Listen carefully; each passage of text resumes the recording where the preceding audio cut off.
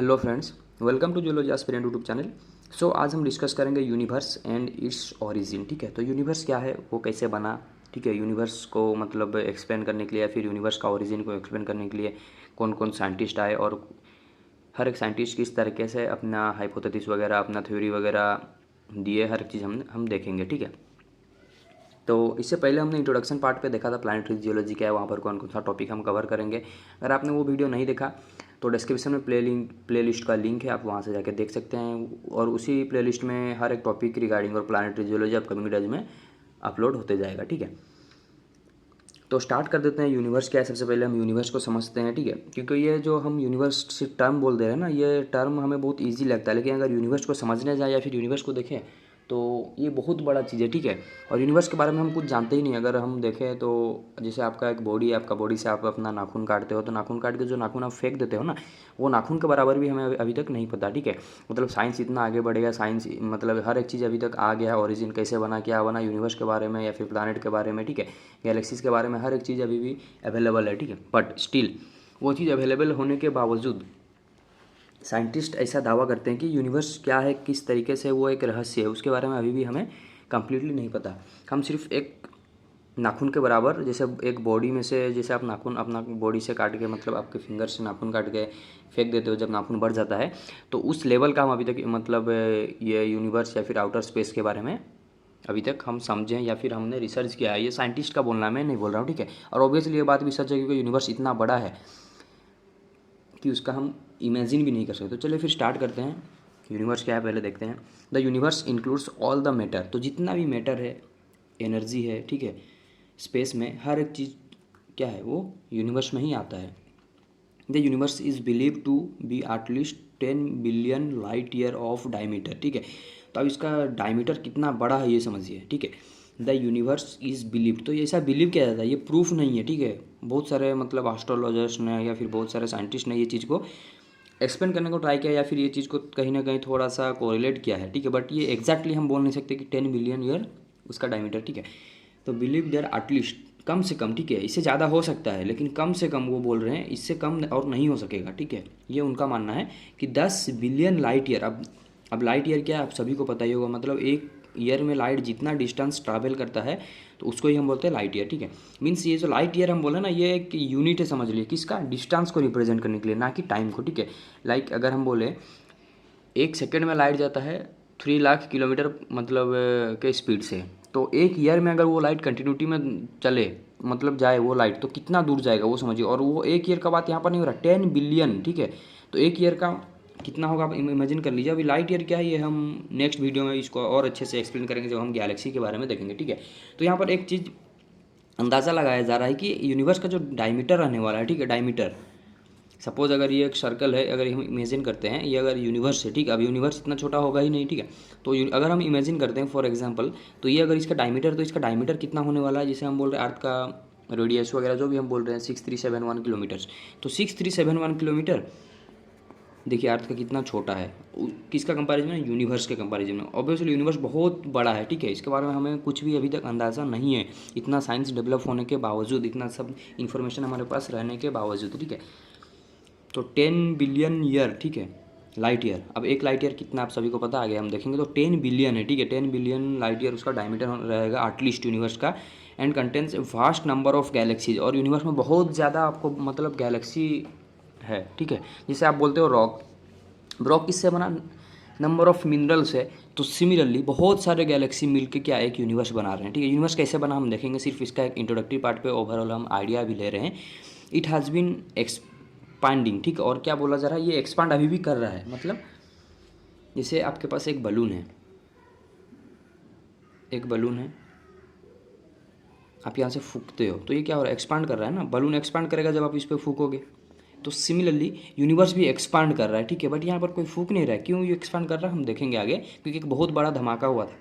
It has been expanding since its creation in the big bang, ठीक है, big bang about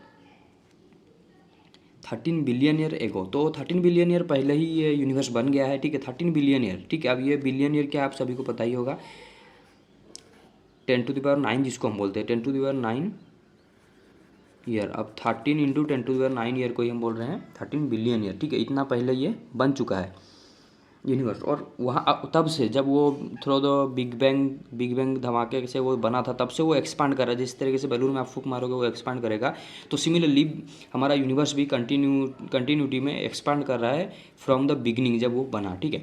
the universe is composed almost completely of dark energy. तो universe में है क्या? Dark energy है, dark matter है, और ordinary matter वगैरह है, क्लाउड डस्ट, हर एक चीज़ यूनिवर्स में है, ठीक है। जो चीज़ आप देख रहे हो हर एक चीज़ इंक्लूड हो जाएगा फिर यूनिवर्स में। तो the universe is also called the cosmos, ठीक है। यूनिवर्स को हम कस्मस भी बोल सकते हैं। अब कस्मस क्या है? ये ग्रीक वर्ड है। अगर ये चीज़ आप डालते हो ना गूगल पे तो समझ में आ जाएगा क्या है cosmos. This is nothing but your Greek word in early days, ठीक है। जब इतना साइंस तरक्की नहीं किया था, बहुत पहले जब मतलब एस्ट्रोलॉजर्स ये अंदाज़ा लगा रहे थे कैसे बना क्या बना, तो वो एक चीज़ बताए थे क्या, in early days it was thought, तो ऐसा सोचा जाता था, ठीक है, that our galaxy constitute the entire universe. तो ऐसा सोचा जाता था एंटायर यूनिवर्स क्या है, हमारा गैलेक्सी ही एंटायर यूनिवर्स है, लेकिन ऐसा नहीं है। आज साइंस तरक्की कर गया, आज हमें सब कुछ पता है, लेकिन ये पहले ऐसा सोचा जाता था बाय द एस्ट्रोलॉजर्स, ठीक है। तो गैलेक्सी क्या है आप बोलोगे, आप सभी को पता होगा मिल्की वे गैलेक्सी क्या है, क्योंकि हम मिल्की वे गैलेक्सी में रहते हैं। अगर नहीं भी पता तो डोंट वरी, नेक्स्ट वीडियो में हम देखेंगे गैलेक्सी क्या। आज सिर्फ हम यूनिवर्स पे फोकस करेंगे और उसका ओरिजिन। आप अगर समझ गए यूनिवर्स क्या है तो चलिए फिर प्रोसीड करते हैं उसका ओरिजिन की तरफ। मतलब यूनिवर्स तो बना तो कैसे बना, डिफरेंट साइंटिस्ट आए, डिफरेंट उन्होंने अपना आर्गूमेंट दिया या फिर उन्होंने अपना थ्योरी दिया, अपना हाइपोथेसिस दिया। तो हर एक चीज़ को देखते हैं अच्छे से। तो ओरिजिन क्या है यूनिवर्स का, स्टार्ट करते हैं विद द ओरिजिन, क्योंकि हमने यूनिवर्स को समझ लिया। अगर यूनिवर्स को आपने नहीं समझा तो यूनिवर्स को पहले समझिए, देन हम ओरिजिन को अच्छे से समझ सकते हैं, ठीक है। अगर आपको यूनिवर्स ही पता नहीं है तो फिर उसका ओरिजिन देख के फ़ायदा क्या है, ठीक है। The most popular argument regarding the origin of the universe is big bang theory, ठीक है।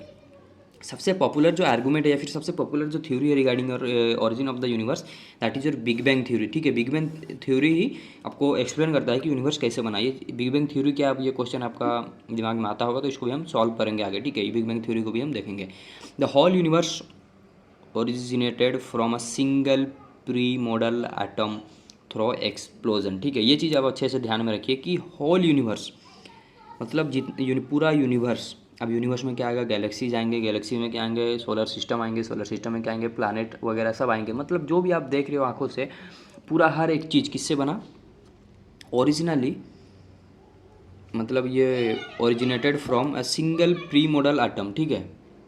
ओरिजिनली एक प्री मॉडल आटम से एक्सप्लोजन होके पूरा यूनिवर्स बना, ठीक है। अब ये प्री मॉडल आटम क्या है उसको भी हम देखेंगे। तो उसके बाद आते हैं, मतलब ये तो हम देखें ओरिजिन क्या है, उसके ऊपर ओवरऑल आइडिया ले लिए। तो डिफरेंट टाइम में डिफरेंट मतलब साइंटिस्ट आए, तो सब ने अपना अपना एक हाइपोथेसिस थ्योरी वगैरह दिया। बहुत सारे एस्ट्रोलॉजर्स भी आए, वो भी अपना हाइपोथेसिस वगैरह दिए। तो जो मोस्ट एक्सेप्टेबल है, जो मोस्ट मॉडर्न है, जिसको बहुत हद तक रिकोगनाइज़ किया जाता है, बहुत हद तक उसको पढ़ा जाता है, वो चीज़ हम देखेंगे, ठीक है। और जो काम का नहीं है, मतलब जिसको अभी और मतलब उतना बुक्स वगैरह में नहीं पढ़ाया जाता, या फिर जिसका उतना इंपॉर्टेंस नहीं है, क्योंकि एस्ट्रोलॉजर्स ने उसको मतलब एज ए हाइपोथेसिस एक्सप्लेन किया था, ठीक है।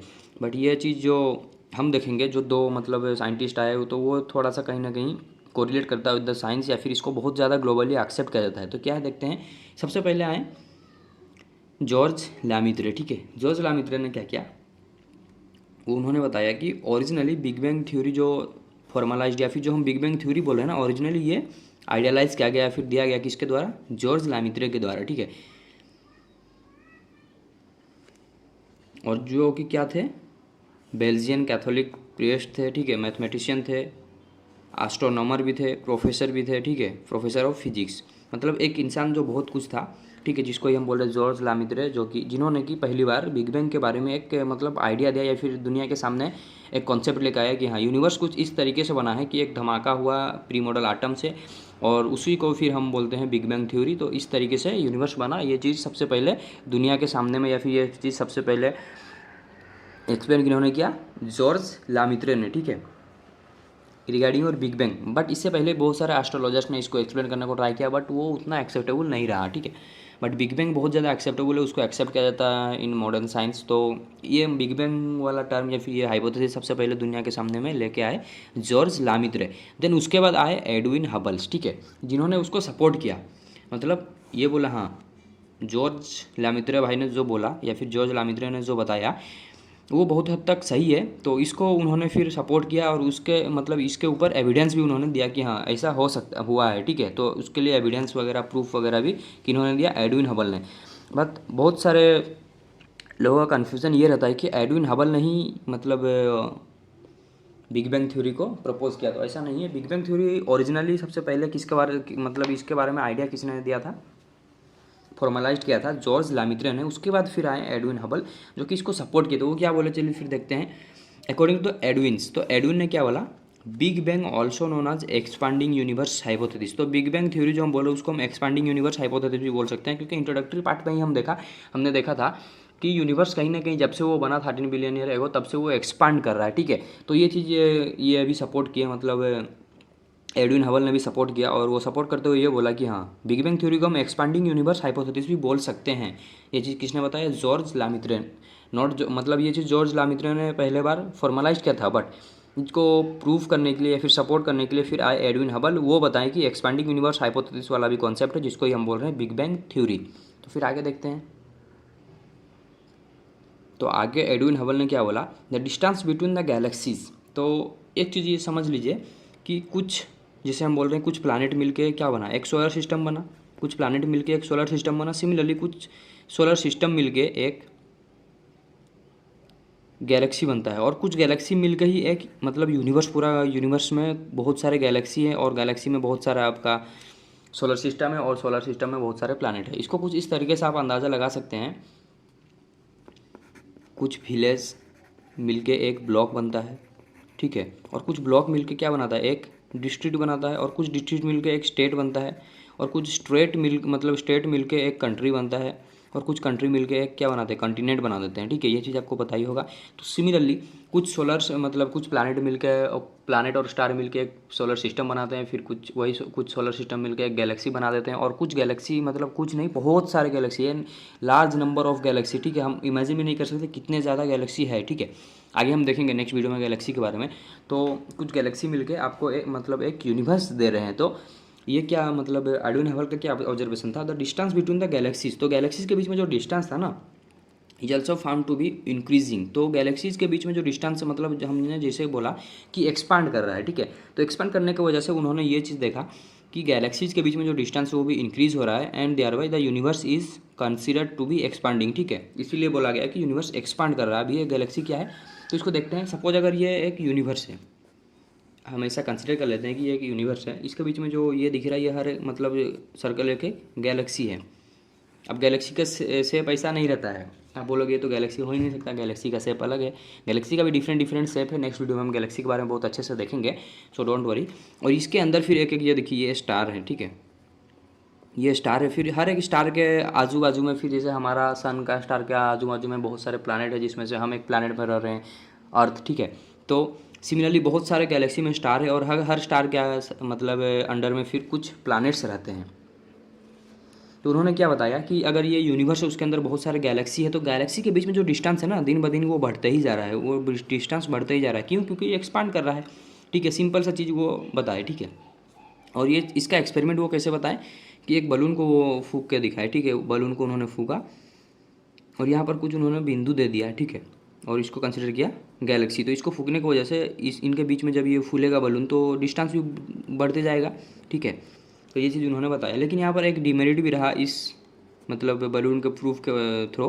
क्या डिमेरिट रहा, अगर आप बलून को फूकते हो, खुद से एक्सपेरिमेंट करके भी देखते हो, एक बलून पे 2-4 मतलब पेन से मार्क दे दीजिए, देन आफ्टर दैट फूकिए, तो ये डिस्टेंस तो मतलब बलून जब एक्सपांड करेगा और भी बड़ा होगा बलून, तो ये डिस्टेंस तो इंक्रीज़ करेगा बिटवीन दिस डॉट्स, लेकिन और ये डॉट भी थोड़ा थोड़ा बड़ा होते जाएगा। लेकिन रियलिटी में गैलेक्सी नहीं बढ़ रहा है, ठीक है। गैलेक्सी के बीच में जो डिस्टेंस है वो इंक्रीज़ कर रहा है। गैलेक्सी जो साइज़ का था वही साइज़ का है।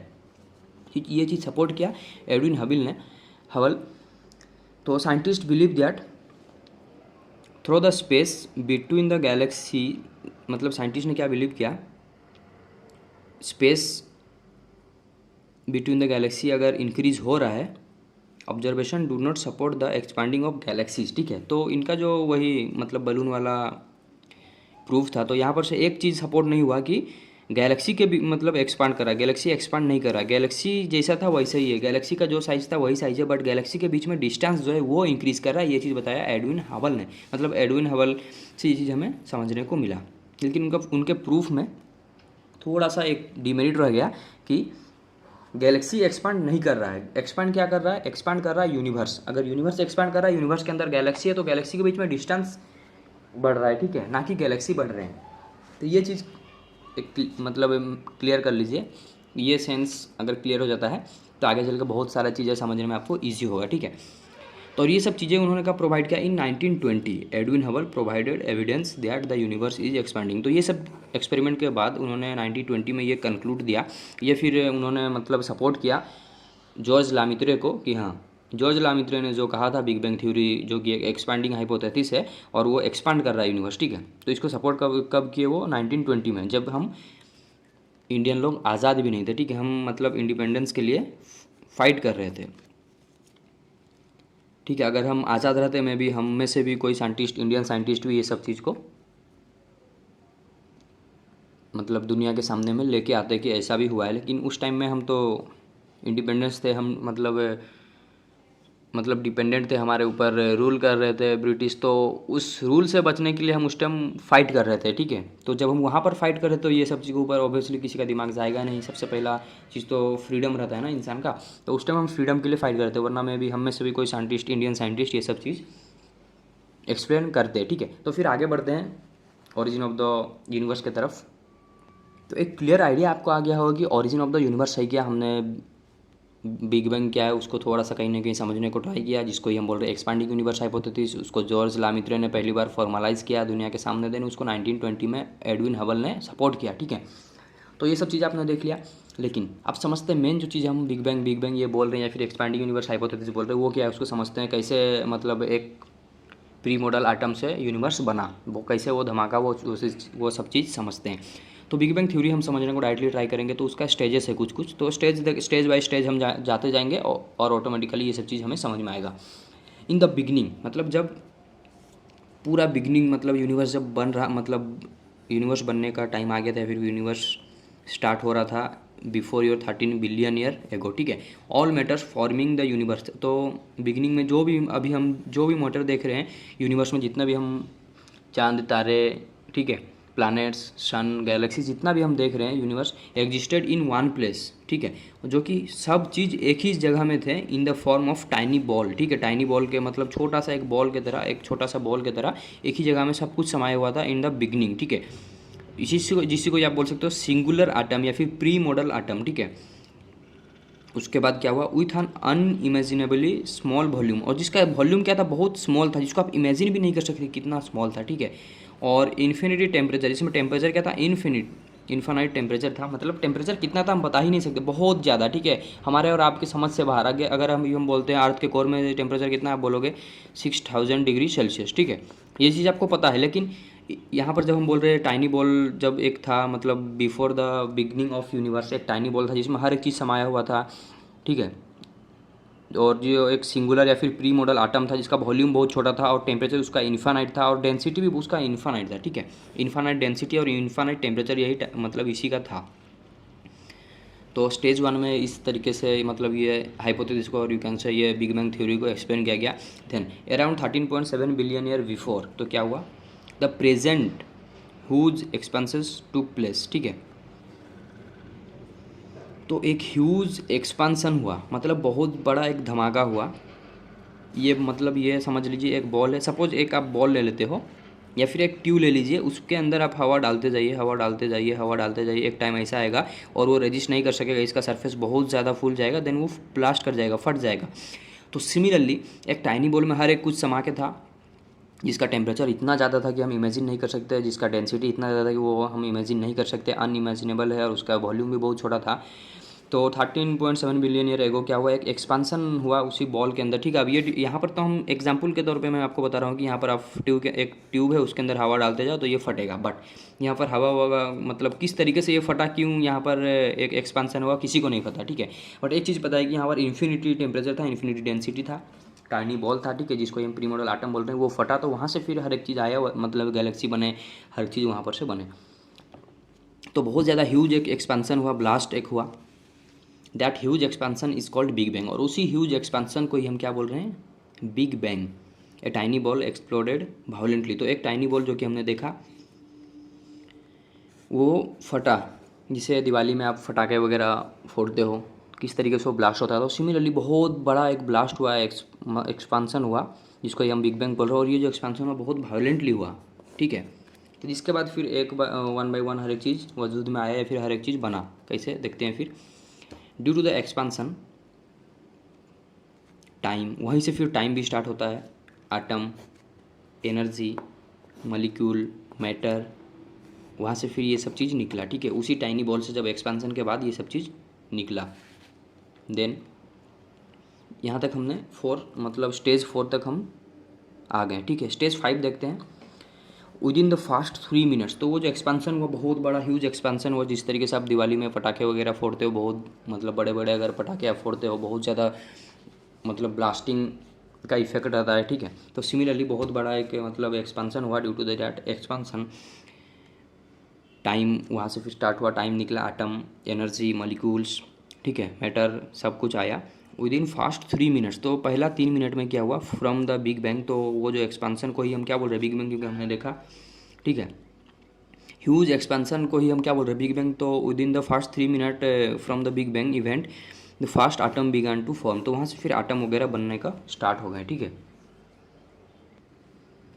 तो यही चीज़ को मतलब आप एक मतलब फिगर के थ्रू समझ सकते हैं। एक सिंगुलर आटम था, यहाँ पर एक्सप्लोजन हुआ, जिसको आप बोल सकते हो बिग बैंग हुआ, बहुत ज़्यादा लार्ज अमाउंट का एक्सप्लोजन हुआ।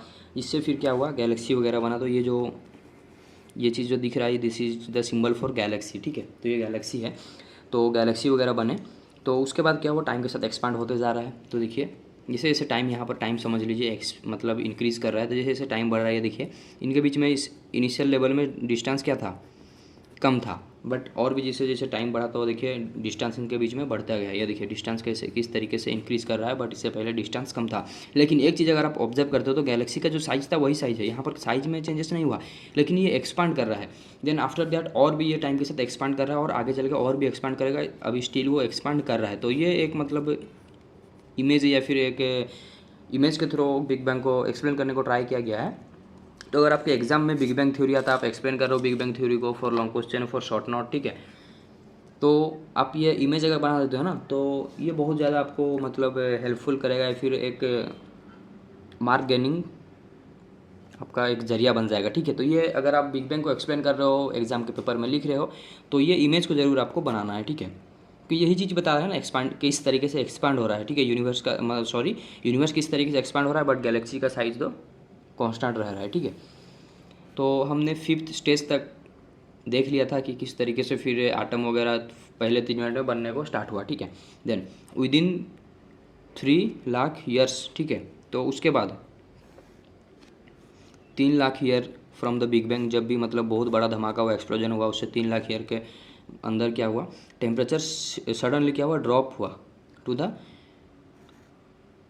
4500 केल्विन, ठीक है। अब केल्विन स्केल क्या है आप सभी को पता ही होगा। तो टेम्परेचर यहाँ तक ड्रॉप डाउन हुआ, ठीक है। पहले बहुत ज़्यादा टेम्परेचर था, अब कितना टेम्परेचर था उसका इमेजिन भी हम नहीं कर सकते, क्योंकि हमने देखा इन्फिनिटी टेम्परेचर था, और एक्सप्लोजन के बाद टेम्परेचर मतलब धीरे धीरे धीरे धीरे डिक्रीज होता गया, ठीक है। तो उसके बाद ये चीज़ ऑब्जर्व किया गया कि 3 लाख ईयर के बाद, और यू कैन से with in 3 lakh year temperature यहाँ तक आके पहुँचा, ठीक है। इससे पहले कितना टेम्परेचर था किसी को नहीं पता।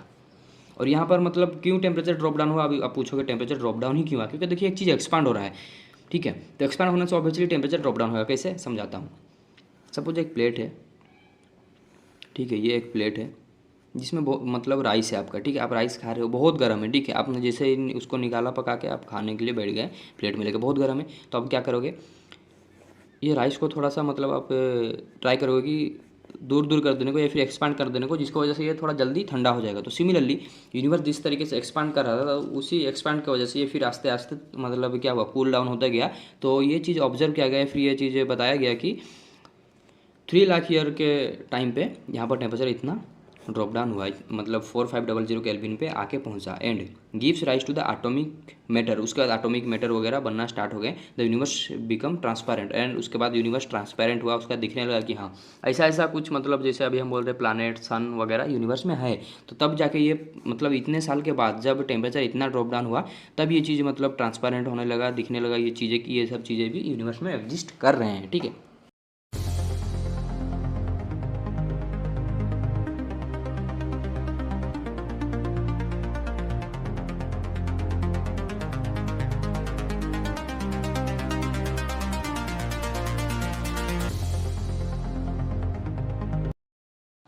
तो ये था all about your big bang theory. But big bang theory यहाँ पर एंड नहीं होता है। ठीक है, बिग बैंग थ्योरी क्यों नहीं एंड होता है देखेंगे अभी हम, डोंट वरी। मतलब बिग बैंग थ्योरी तो यहाँ पर एंड हो गया, लेकिन इसको फिर चैलेंज किया आगे चल के, और कोई पर्सन ने और एक साइंटिस्ट ने जिन्होंने स्टेडी स्टेट वाला थ्योरी दिया, लेकिन वो फिर आगे चल के रिजेक्ट हो गया। चलिए फिर उसको भी देख लेते हैं। उसके बाद मतलब आया स्टेडी स्टेट थ्योरी का बात। ठीक है, जो कि फ्रेड हॉलिस ने दिया, जिसको आप बोल सकते हो Fred Hoyle's concept of steady state भी बोल सकते हो, जो कि 1948 में, और 1947 में हम क्या मतलब हमें फ्रीडम मिला था, बट 1948 में वो लोग इतना एडवांस हो चुके थे। ठीक है, दैट्स द रीज़न हम अभी तक बिछड़े हुए हैं, बट डोंट वरी, और कुछ ईयर में इंडिया भी टॉप लेवल पे रहेगा, या फिर हम भी आगे बहुत आगे बढ़ जाएंगे। ठीक है, तो स्टेडी स्टेट थ्योरी क्या बोल रहा है, also known as Fred Hoyle's concept. तो ये steady state theory Fred Hoyle's ने दिया था, इसीलिए इसको Fred Hoyle's concept of steady state भी बोला जाता है। अब टर्म में स्टेडी स्टेट मतलब कॉन्स्टेंट एक चीज़ है। ठीक है, यही चीज़ इन्होंने बताया। अब क्या है देखते हैं। Expanding universe hypothesis supports the argument that the space between the Galaxy is increasing. तो आप सभी को पता है एक्सपैंडिंग यूनिवर्स हाइपोथेसिस क्या बोल रहा है कि स्पेस बिटवीन द गैलेक्सी क्या हो रहा है, इंक्रीज हो रहा है। वो चीज़ हमने देखा समझा। बट हॉलिस क्या बोल रहे हैं, फ्रेड हॉलिस बोल रहे हैं, या फिर उनका जो हाइपोथेसिस स्टेडी स्टेट वाला हाइपोथेसिस है वो क्या बता रहा है। But according to the Hoyle's concept of steady state, तो हॉलिस का जो स्टेडी स्टेट वाला कंसेप्ट था, जिन्होंने आगे चल के मतलब हॉलिस ने चैलेंज किया बिग बैंग हाइपोथेसिस को कि ऐसा नहीं है, मैं जो बोल रहा हूँ उसको एक्सेप्ट करो, ये चीज़ ऐसा बना यूनिवर्स। ठीक है, द यूनिवर्स इज रफली the same at the point of time. ठीक है, उन्होंने बताया यूनिवर्स इज रफली द सेम एट द, मतलब हर टाइम में यूनिवर्स क्या है, सेम है, एक्सपांड नहीं कर रहा है। वो बताएं कि यूनिवर्स एक्सपांड ही नहीं कर रहा है, तो वो फिर क्या बताएं, यूनिवर्स एक्सपांड नहीं कर रहा है, वही आपको मतलब वही है स्टेडी स्टेट थ्योरी। तो एक्सपांड नहीं कर रहा मतलब यूनिवर्स जैसा था वैसा ही है, उसके बीच में सिर्फ क्या बढ़ रहा है, गैलेक्सी और इंक्रीज होते जा रहे हैं। ऐसा किसने बताया, स्टेडी स्टेट ने बताया। Means density of the matter is constant over the time. तो वो बता रहे हैं कि डेंसिटी जो मैटर का था वो कांस्टेंट है। बट हम अकॉर्डिंग टू हमने जो देखा बिग बैंग थ्योरी, वहाँ पर हमने क्या मतलब एक अंदाज़ा लगा सकते हैं कि डेंसिटी टाइम के साथ डिक्रीज होते गया और यूनिवर्स एक्सपांड कर रहा है। बट हॉलिस ने बताया कि ऐसा नहीं है। ठीक है, तो अब कौन सा सही है उसको देखते हैं। फिर हमने बिग बैंग में ये देखा कि यूनिवर्स एक्सपांड कर रहा है और डिस्टेंस बिटवीन द गैलेक्सीज वो क्या कर रहे हैं, मतलब इंक्रीज हो रहे हैं। लेकिन हॉलिस ने फ्रेड हॉलिस ने उनके स्टेडी स्टेट वाले कंसेप्ट में बताया कि ऐसा नहीं हो रहा है। ठीक है, डेंसिटी जो है वो कांस्टेंट है। तो ये है इवोल्यूशनरी थ्योरी, और इसी को आप बोल सकते हो बिग बैंग थ्योरी का मतलब इमेज। जब वो आर्गूमेंट चले तो फिर इस तरीके से ये सब चीज़ को एक्सप्लेन किया गया। तो ये एक्सपैंडिंग यूनिवर्स हाइपोथेसिस ही है। तो यहाँ पर क्या बताया, density of the matter decrease over the time. तो डेंसिटी डिक्रीज होता गया, इसके ऊपर बहुत ज़्यादा आर्गूमेंट चले, तो आर्गूमेंट के ऊपर नहीं जाते हैं, हमारा जो मेन टॉपिक है उस पर फोकस करते हैं। तो ग्लोबली बिग बैंग थ्योरी को ही एक्सेप्ट किया गया। ठीक है, evidence becoming available about the expanding universe hypothesis. तो इसके ऊपर बहुत ज़्यादा एविडेंस मिला। ठीक है, इसको ही फिर scientific community at the present favour argument of expanding universe. तो एक्सपैंडिंग यूनिवर्स को ही, या फिर यूँ से बिग बैंग थ्योरी को ही बहुत ज़्यादा एक्सेप्ट किया गया, और उसको फिर टाइम के साथ रिजेक्ट कर दिया गया, जिसको कि 1948 में फ्रेड हॉलिस ने बताया था कि स्टेडी स्टेट वाला कॉन्सेप्ट। ठीक है, तो ये था ऑल अबाउट योर यूनिवर्स। कुछ भी डाउट आप कमेंट सेक्शन में जरूर पूछ सकते हैं। Thank you for watching.